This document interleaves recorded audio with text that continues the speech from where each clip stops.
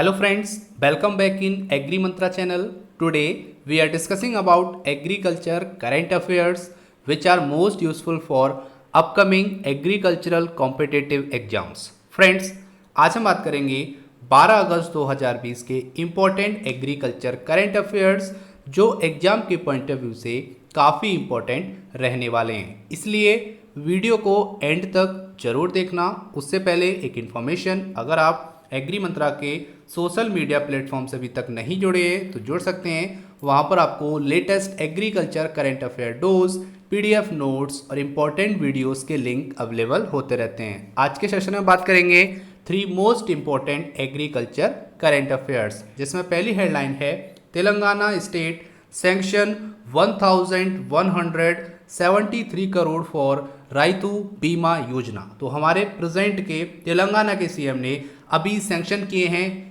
1173 करोड़ रुपए राइतु बीमा इंश्योरेंस के लिए। तो जानेंगे ये क्या है। ये इंपॉर्टेंट स्कीम है एग्रीकल्चर के पॉइंट ऑफ व्यू से, इसलिए वन बाय वन सारी इन्फॉर्मेशन जानेंगे आने वाली स्लाइड्स में। Second important current affair, India's export of non basmati rice in first 2 months of for year 21 मतलब 2021 जम्प्स 52.5%। ये बात की है all India rice exporters association ने। तो अपने स्टेटमेंट उन्होंने बोला है कि इंडिया का जो एक्सपोर्ट है नॉन बासमती राइस का, वो फॉर ईयर 2020-21 की बात करेंगे तो यहाँ पर बात हो रही है पहले फॉर ईयर 2021 की। तो यहाँ पे पहले 2 मंथ का जो एक्सपोर्ट है वो एनहेंस हुआ है 52.5% से। तो जानेंगे पिछले ईयर में मतलब फॉर ईयर 2020 का कितना था और 21 का, तो यहाँ पर क्लियर है कि 52.5% इनहेंस हुआ है। सारी इन्फॉर्मेशन जानेंगे आने वाली स्लाइड्स में। थर्ड और last important current affair, Maharashtra Israel government discuss scope for micro irrigation project in Marathwada region. तो ये औरंगाबाद जिले में पड़ता है मराठवाड़ा रीजन, जो कि ड्रॉट प्रोन एरिया है, उसी के लिए यहाँ पे बात हो रही है। तो महाराष्ट्र गवर्नमेंट और इजराइल गवर्नमेंट आपस में डिस्कस करने वाले हैं, कॉन्फ्रेंस होने वाली है on the scope for micro irrigation projects in Marathwada region. तो मराठवाड़ा रीजन में कैसे कैसे माइक्रो इरिगेशन के प्रोजेक्ट को हम लगा सकते हैं, जिससे जो ड्रॉट कंडीशन है वहाँ की, जहाँ पे एग्रीकल्चर में कल्टीवेशन नहीं हो पा रहा है, क्रॉप्स ग्रो नहीं कर पा रही हैं, तो उस लैंड को अच्छा बनाना है। इसके लिए महाराष्ट्र गवर्नमेंट और इजराइल गवर्नमेंट एक मीटिंग हेल्ड करने जा रहे हैं। तो जानेंगे सारी डिटेल में इंफॉर्मेशन। चलिए स्टार्ट करते हैं। सबसे पहले बात करेंगे तो तेलंगाना गवर्नमेंट ने सैंक्शन किए हैं 1173 करोड़ मतलब 1173 करोड़ रुपीस फॉर राइतु बीमा योजना। तो सबसे पहले बात करेंगे the Telangana government has release 1173.54 crore towards premium for the Rythu Bima insurance scheme. अगर इसकी हम बात करेंगे तो इसका जो पूरा नाम है वो है राइतु बीमा farmer group life insurance for farmer. ठीक है, अगर हम शॉर्ट में बोलेंगे तो इसको राइतु बीमा इंश्योरेंस स्कीम बोल सकते हो। अब यहाँ पे बात आ रही है कि तेलंगाना स्टेट ने 1173.54 करोड़ रुपए एज ए प्रीमियम पे किए हैं for the Rythu Bima insurance scheme, जो कि फार्मर्स के लिए काफ़ी बेनिफिशियल स्कीम है। जानेंगे इसके बारे में डिटेल में। उससे पहले the amount will be paid to life insurance corporation मतलब LIC which has been managing the scheme ever since it was launched 2 years ago। अब यहाँ पे बात आती है लॉन्चिंग की। तो ये जो स्कीम है वो आपकी लॉन्च हुई थी 14 अगस्त 2018। ठीक है, 14 अगस्त 2018 को ये स्कीम लॉन्च की गई थी, जिसका नाम है राइतु बीमा स्कीम या फिर राइतु बीमा इंश्योरेंस स्कीम। इसका जो प्रीमियम है वो पेड किया जाता है LIC को, लाइफ इंश्योरेंस कॉरपोरेशन, जो कि जब से ये स्कीम स्टार्ट हुई है तब से ही इसका प्रीमियम LIC ले रही है और वही यहाँ पर इंश्योरेंस कवर दे रही है फार्मर्स के लिए। अब आपके माइंड में क्वेश्चन आ रहा होगा कि सर इस स्कीम में एनरोल करने के लिए फार्मर्स की एज कितनी होनी चाहिए। तो फार्मर की एज 18 साल से लेके 59 साल मतलब 18 ईयर्स से लेके 59 ईयर्स होनी चाहिए। तो वो एलिजिबल है इस इंपॉर्टेंट स्कीम का, जिसका नाम है राइतु बीमा इंश्योरेंस स्कीम। अब यहाँ पे बात आती है तो अभी तक 32.73 लाख फार्मर्स ऐसे हैं तेलंगाना में जिनकी एज 18 से लेके 59 ईयर्स के बीच में है, जो इस स्कीम के लिए बेनिफिशियल है, सॉरी एलिजिबल होंगे, ये यहाँ पे बात की गई है। अब यहाँ पे द किन of deceased farmer will get 5 lakh each under the scheme. तो यहाँ पर है कि जैसे ही किसी फार्मर की डेथ होगी उसको 5 लाख का यहाँ पर बीमा मिलेगा, ये यहाँ पे बात की गई है इस स्कीम के अंडर में। ठीक है, ये 5 लाख का बीमा है, ये जो स्कीम है वो 5 लाख का बीमा इंश्योर करती है फार्मर्स का जिनकी एज 18 से लेके 59 साल के बीच में है। आगे बात कर लेते हैं। तो यहाँ पे जो स्कीम है ये किस लिए है? For the welfare of farming community. Farming community के वेलफेयर के लिए ही ये स्कीम तेलंगाना के सीएम ने लॉन्च की थी 2018 में। अगर डेट की बात आती है तो 14 अगस्त 2018, 14 अगस्त 2018 को ये स्कीम लॉन्च की गई थी। आगे चलते हैं तो यहाँ पे बात की जा रही है as many as 32,267 families have benefited अभी तक। तो अभी तक 32,267 फैमिलीज को फायदा मिल चुका है पिछले 2 ईयर्स में, यहाँ पे बात की गई है। They received an aggregate of rupees 1,613.35 crore in insurance claim. तो उन फैमिलीज को अभी तक 1613.35 करोड़ रुपए इंश्योरेंस क्लेम के मिल चुके हैं, जो स्टेटमेंट दिया है तेलंगाना के agriculture minister S Niranjan Reddy ने। ठीक है, ये आपको पता होना चाहिए। मतलब है कि काफ़ी बेनिफिशियल स्कीम रही है, क्योंकि पिछले 2 साल में 32,267 फैमिलीज को यहाँ पर बेनिफिट मिला है इस इंपॉर्टेंट स्कीम से, जिसमें जो टोटल जो राशि है जो उन फार्मर्स को मिली है वो है 1613.35 करोड़। ठीक है, आगे बात करेंगे। The scheme will be in force from August 14, 2020 to August 13, 2021। तो ये जो स्कीम है वो इफेक्टिव रहेगी 14 अगस्त 2020 से लेके 13 अगस्त 2021, मतलब 1 साल के लिए इस स्कीम को पोस्टपोन बोल सकते हो, एक्सटेंड किया गया है, बढ़ाया गया है, ताकि फार्मर्स को इंश्योरेंस मिल सके उनकी डेथ पे। ठीक है, इतना आपको पता होना चाहिए इस इंपॉर्टेंट स्कीम के बारे में। The LIC is in the process of evaluating 1800 claim with likely out go of 90 crore. तो इतना आपको पता होना चाहिए इस इंपॉर्टेंट स्कीम से। यहाँ पर एक बनेगा आपका कि ये स्कीम कहाँ की है, तो तेलंगाना की है। कब लॉन्च हुई थी, तो 14 अगस्त 2018 को।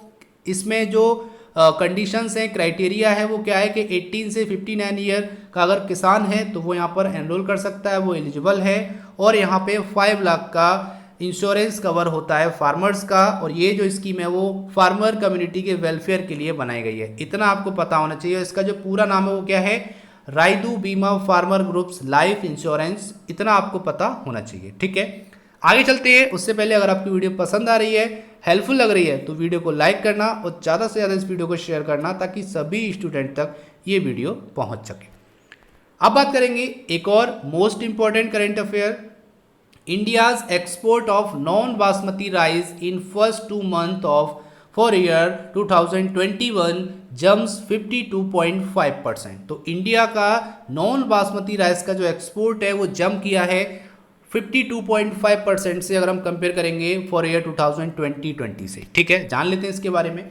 तो India's export of non basmati rice in the first 2 month of for year 2021 has jumped 52.5% to 11.13 lakh ton from 7 lakh ton in the same period of for year 2020। तो यहाँ पे बात आ रही है कि फॉर ईयर 2020 के लिए जो एक्सपोर्ट था 7.3 लाख टन, वो बढ़ के 2021 के लिए 11.13 लाख टन हो गया है। मतलब 52.5% का यहाँ पर जंप हुआ है एक्सपोर्ट में नॉन बासमती राइस के में। इतना आपको यहाँ पर पता रखना है। आगे जानेंगे राइस के बारे में भी, कौन सा कंट्री है जो सबसे ज़्यादा प्रोडक्शन करता है, ये भी जानेंगे, सारी इन्फॉर्मेशन जानेंगे। उससे पहले बात करेंगे तो Africa has emerged as the major buyer of non basmati rice. तो अभी बोल सकते हो कि अफ्रीका एक ऐसा देश बन गया है जो सबसे ज़्यादा नॉन बासमती राइस को बॉय करना चाहता है, खरीदना चाहता है। और यही कारण है कि जो एक्सपोर्ट है वो इंक्रीज हुआ है 52.5% से। अब यहाँ पे बार बार राइस की बात आती है, थोड़ा सा जान लेते हैं। उससे पहले हम ये बात करेंगे कि all India rice exporters association क्या है जिसने ये स्टेटमेंट दिया है। ठीक है, तो ये आपका जो है एस्टेब्लिश हुआ था 1989 में। ठीक है, इसका हेड ऑफिस है न्यू दिल्ली में। इसके जो प्रेसिडेंट हैं वो है BV कृष्णा राव। ठीक है, all India rice exporters association के जो प्रेसिडेंट हैं वो हैं BV कृष्णा राव, ये आपको पता रखना है। आगे बात करेंगे तो राइस से रिलेटेड कुछ इंस्टीट्यूट हैं, रिसर्च सेंटर हैं जो आपको पता होना चाहिए। पहला है CRRI, नेशनल रिसर्च या फिर उसको सेंट्रल रिसर्च बोलते हैं, तो सेंट्रल राइस रिसर्च इंस्टीट्यूट जो कि आपका कटक उड़ीसा में स्थित है, जिसको CRRI बोलते हैं। दूसरा है IRRI, international rice research institute, जो फिलीपींस में है। और तीसरा है Indian institute of rice research, जिसको IIRR बोलते हैं, जो हैदराबाद में स्थित है। तो आपको ये तीनों इंस्टीट्यूट पता होने चाहिए, कहाँ पर स्थित है ये भी आपको पता होना चाहिए, डायरेक्ट क्वेश्चन आ जाता है एग्जाम में, ठीक है। आगे ये भी बात करेंगे कि राइस के प्रोडक्शन में कौन सा कंट्री टॉप पर है। Africa is depending on India's for rice supply this year, तो इस साल अफ्रीका इंडिया पे डिपेंड है कि इंडिया उसको राइस सप्लाई करेगा, और यही कारण है कि इंडिया का जो एक्सपोर्ट है राइस का वो 2021 ईयर के लिए बढ़ गया है। आगे बात करेंगे तो यहाँ पर ये भी बोला गया है the rice prices have sky rocketed, मतलब स्काई रॉकेटेड मतलब क्या है, आसमान छू रहे हैं, ठीक है। राइस के जो प्राइस हैं इस साल आसमान छू रहे हैं, और कारण है कि एक्सपोर्ट जो है वो इंक्रीज हुआ है भारत का। ये बात कही है वहाँ के प्रेसिडेंट ने, BV कृष्णा राव ने, जो कि प्रेसिडेंट हैं all India rice exporters association के, ठीक है। यहाँ पे एक ही बात बोली गई है कि non basmati rice will do well in this year, तो इस साल जो नॉन बासमती राइस है उसने काफ़ी अच्छा परफॉर्मेंस किया है, उसका प्रोडक्शन भी काफ़ी अच्छा हुआ है, और उसकी जो डिमांड है वो भी इंक्रीज हुई है ड्यू टू कोरोना, ठीक है। जैसे जैसे आपको पता है कोरोना भी आया है, तो बहुत सारी कंडीशंस थोड़ा सा बदल गई हैं, जिसके कारण यहाँ पर चावल का एक्सपोर्ट इंक्रीज हुआ है। आप देख सकते हैं 7.3 लाख से जंप करके 11.13 लाख टन एक्सपोर्ट हो गया है, जो कि 52.5% का यहाँ पर जंप आया है। आगे बात करेंगे तो Bangladesh has imposed N import duty of 55% on rice, तो यहाँ पे बात हो रही है कि जो बांग्लादेश है वो इम्पोर्ट ड्यूटी इम्पोज करता है 55% की राइस पे, ठीक है। आपको पता होगा कि किसी भी देश से अगर अपने देश में कोई सामान आता है, इंपोर्ट आता है, तो उस पर एक इंपोर्ट ड्यूटी लगती है। अगर वो ड्यूटी ज़्यादा होगी तो उस पर ज़्यादा पे करना पड़ता है, और वो क्या हो जाता है, कॉस्टली हो जाता है। इसीलिए यहाँ पे बात हो रही है कि इस इंपोर्ट ड्यूटी को 55% से घटाकर 18% कर दिया जाए, जो कि बहुत सारे ट्रेडर्स हैं उसने गवर्नमेंट से रिक्वेस्ट की है कि जो इंपोर्ट ड्यूटी है वो काफ़ी हाई है, उसको कम करके 18% पे लाया जाए, ये यहाँ पे बात की गई है। अब बात आती है राइस प्रोडक्शन की, तो यहाँ पे सबसे ज़्यादा राइस प्रोडक्शन होता है वर्ल्ड में वो करती है चाइना। कंट्री वाइज बात कर रहे हैं, पहले नंबर पे है चाइना और सेकंड नंबर पे है इंडिया। अब आपको बताना है थर्ड नंबर पे कौन सा कंट्री है जो सबसे ज़्यादा राइस का प्रोडक्शन करता है वर्ल्ड में, तो जल्दी से कमेंट कीजिए अगर आपको आंसर पता है तो। आगे चलते हैं, और आज का लास्ट और important current affair, Maharashtra government और Israel government discuss scope for micro irrigation project in Marathwada region. तो औरंगाबाद जिले में मराठवाड़ा रीजन पड़ता है, जो कि ड्रॉट प्रोन एरिया है, वहाँ पर सूखे की बहुत ज़्यादा प्रॉब्लम है, फार्मर जो है परेशान रहते हैं, वहाँ पर सूखा हमेशा पड़ा रहता है। तो वो चाहते हैं, कौन चाहते हैं, महाराष्ट्र गवर्नमेंट और इजराइल गवर्नमेंट मिलके चाहते हैं कि कुछ माइक्रो इरिगेशन प्रोजेक्ट लॉन्च किए जाएँ उस मराठवाड़ा रीजन में, ताकि वहाँ पर कल्टीवेशन हो सके, क्रॉप्स ग्रो कर सके, जिससे फार्मर्स का वेलफेयर हो सके। तो जानेंगे इसके बारे में। The Maharashtra government has decided to form a joint committee, तो यहाँ पर महाराष्ट्र गवर्नमेंट चाहती है कि एक जॉइंट कमिटी फॉर्म हो, किस किस के बीच में, जो कि आपके होंगे इजराइल गवर्नमेंट के रिप्रेजेंटेटिव और यहाँ पर महाराष्ट्र गवर्नमेंट के रिप्रेजेंटेटिव आपस में एक क्या करें, कमेटी बनाएं, ताकि हम आगे प्लान कर पाएँ एक नए नए माइक्रो इरिगेशन प्रोजेक्ट पे। तो यहाँ पर यही बात बोली गई है कि कमेटी हो with the representative of Israel government to plan micro irrigation project in drought prone Marathwada region. तो जो आपका सूखा ग्रसित मराठवाड़ा रीजन है उसके लिए यहाँ पे प्लान किया जा रहा है कि कुछ new micro irrigation project launch किए जाए। आगे बात की जा रही है, state water resource minister Jayant Patil tweeted that an important meeting was held with a consultant and the consulate general of Israel through video conferencing. तो यहाँ पे बात हो रही है, स्टेट वाटर रिसोर्स मिनिस्टर हैं जयंत पाटिल, उन्होंने भी ट्वीट किया है कि इम्पोर्टेंट मीटिंग अभी हेल्ड हुई थी, जो किस किस के बीच में हुई थी, कंसल्टेंट के बीच में और कंसुलेट, जो कि आपके कंसुलेट जनरल थे इजराइल गवर्नमेंट के, थ्रू वीडियो कॉन्फ्रेंसिंग। तो वीडियो कॉन्फ्रेंसिंग के जरिए से ये मीटिंग हुई थी। ये ट्वीट किया है जयंत पाटिल जी ने, जो कि स्टेट वाटर रिसोर्स मिनिस्टर हैं, ये आपको पता होना चाहिए। Patil said that detailed discussions were held on the possibilities of executing a micro irrigation project in Marathwada. तो जितनी भी पॉसिबिलिटीज बन रही हैं उन पे सब पे डिटेल डिस्कशन हुआ था उस मीटिंग में, और यही प्लान किया जा रहा है कि जल्दी से जल्दी माइक्रो इरिगेशन प्रोजेक्ट लॉन्च किए जाएं मराठवाड़ा रीजन में, जो कि ड्रॉट प्रोन एरिया है, ये आपको पता होना चाहिए। Recently state deputy chief minister Ajit Pawar, ठीक है, वहाँ के जो स्टेट डेप्यूटी सीएम हैं Ajit Pawar, had said that the government was in discussion with various stakeholders to resolve Marathwada water problem. तो वहाँ पर पानी की बहुत कमी है, वाटर की स्कासिटी है, उसी के लिए यहाँ पे गवर्नमेंट ने डिस्कस किया है डिफरेंट और वेरियस स्टेक होल्डर से कि वो इस वाटर प्रॉब्लम को कैसे भी करके रिजॉल्व करें। तो इतना आपको पता होना चाहिए इस इंपॉर्टेंट करंट अफेयर से। अब यहाँ पर आपके लिए एक बहुत इंपॉर्टेंट क्वेश्चन बनता है कि माइक्रो इरिगेशन की अगर हम बात करेंगे तो सबसे ज़्यादा माइक्रो इरिगेशन एरिया वाइज किस स्टेट में अप्लाई है, ठीक है। सबसे ज़्यादा माइक्रो इरिगेशन जो यूज़ करता है वो आपको बताना है कौन सा स्टेट है इंडिया में जो कि एरिया वाइज सबसे ज़्यादा हेक्टेयर कवर करता है अंडर माइक्रो इरिगेशन सिस्टम। तो जल्दी से कमेंट कीजिए अगर आपको आंसर पता है। तो आगे चलते हैं। तो ये था आज का इंपॉर्टेंट सेशन। उम्मीद करते हैं सेशन आपको पसंद आया होगा, हेल्पफुल लगा होगा। अगर थोड़ा सा भी हेल्पफुल लगा तो वीडियो को लाइक करना और ज़्यादा से ज़्यादा इस वीडियो को शेयर करना ताकि सभी स्टूडेंट तक ये वीडियो पहुंच सके। अब बात करेंगे आज इंपॉर्टेंट क्वेश्चन के बारे में, और उससे पहले कल के वीडियो में पूछे गए इंपॉर्टेंट क्वेश्चन के आंसर के बारे में। तो क्वेश्चन था Indian agricultural statistics research institute is situated in which city. तो यहाँ पर बात हो रही है कि Indian agricultural statistics research institute किस शहर में स्थित है। इसका सही आंसर आपको भेजना था। तो आंसर था न्यू दिल्ली।